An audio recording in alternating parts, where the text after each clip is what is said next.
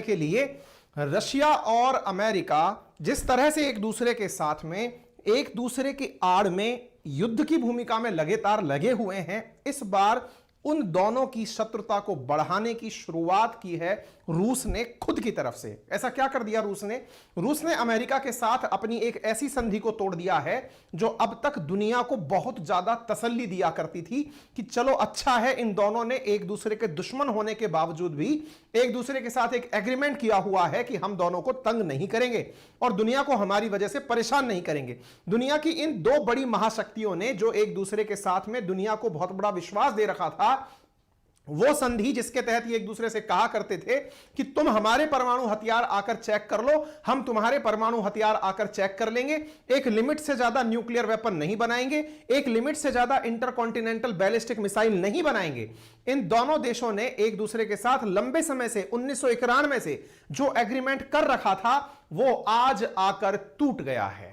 एक ऐसा एग्रीमेंट टूटा है जिसकी वजह से दुनिया भर के अंदर जो परमाणु हथियार निशस्त्रीकरण के लिए प्रयास करने वाली संस्थाएं हैं, या फिर नाटो है या अमेरिका है या यूरोपियन वर्ल्ड है, जो भी एक तरह से रूस को अब तक परमाणु हमले के लिए सबसे बड़ी चिंता मानता था, वो और ज्यादा चिंतित हो गया है कि इसका सीधा सा अर्थ यह है कि रूस अपने द्वारा परमाणु हथियारों के उपयोग के लिए अब और ज्यादा खुली तरीके से आजाद हो गया है। आज के सेशन में चर्चा के दौरान आपको बताएंगे इस पूरी घटना का इतिहास, इसके साथ साथ कब क्या कैसे हुआ, सारी बातें आज के सेशन में बताएंगे। आप सबसे गुजारिश है कि एक बार जल्दी से इस सेशन को साझा कर दीजिए, अपने सभी साथियों को लाइव आने का इन्विटेशन भेज दीजिए। तभी तो कहा जा रहा है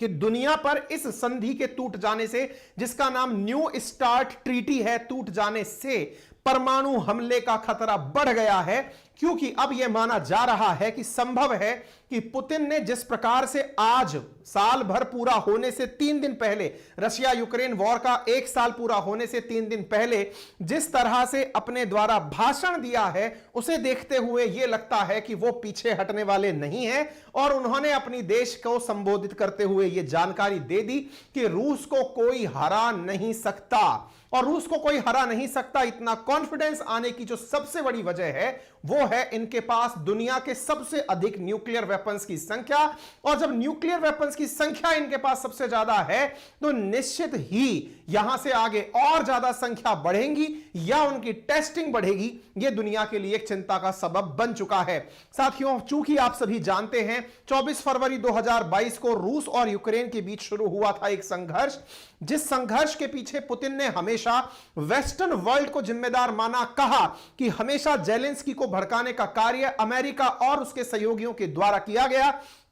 यूक्रेन को अपने नाटो अलायंस में मिलाने के लिए, पुतिन के खिलाफ भड़काने के लिए उपयोग में लिया गया। तभी तो हाल ही के समय पर आप सभी को मालूम होगा, हमने अपने दूसरे चैनल जिसका नाम रियल न्यूज एंड एनालिसिस है, वहां पर 20 फरवरी के दिन एक सेशन आपसे साझा किया था जिसमें बताया था कि रूस और यूक्रेन के जंग की जो पहली बरसी होने जा रही है 24 फरवरी को, उससे 1 दिन पहले ही, उससे 4 दिन पहले हाल ही में बाइडेन जेलेंस्की से मिलने यूक्रेन पहुंचे थे। अब जब बाइडेन जेलेंस्की से मिलने यूक्रेन पहुंच चुके हैं, इसका मतलब एक तरफ से यह बहुत क्लियर है कि यूक्रेन के साथ साथ पूरा वेस्टर्न वर्ल्ड जिस तरह की सॉलिडरिटी दिखा रहा है, पुतिन से उम्मीद की जा रही थी या तो वो कुछ ऐसा बयान देंगे जो कि युद्ध में शांति के छींटे डालेगा और या फिर इस घटना को और बढ़ाएगा। फिलहाल के लिए पुतिन ने जो अपना आज भाषण दिया है वो इस पूरे वेस्टर्न वर्ल्ड की मेहनत पर पानी फेरता हुआ दिख रहा है, क्योंकि इस समय पर लगातार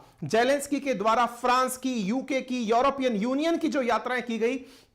या अमेरिका की जो यात्राएं की गई, साथ में ही दुनिया भर के राजनेताओं के द्वारा यूक्रेन की जो यात्राएं की गई, वो ये दिखाने के लिए थी कि हम यूक्रेन के साथ हैं, रशिया को धमकाने के लिए पर्याप्त हैं। लेकिन रूस इन सभी प्रभावों से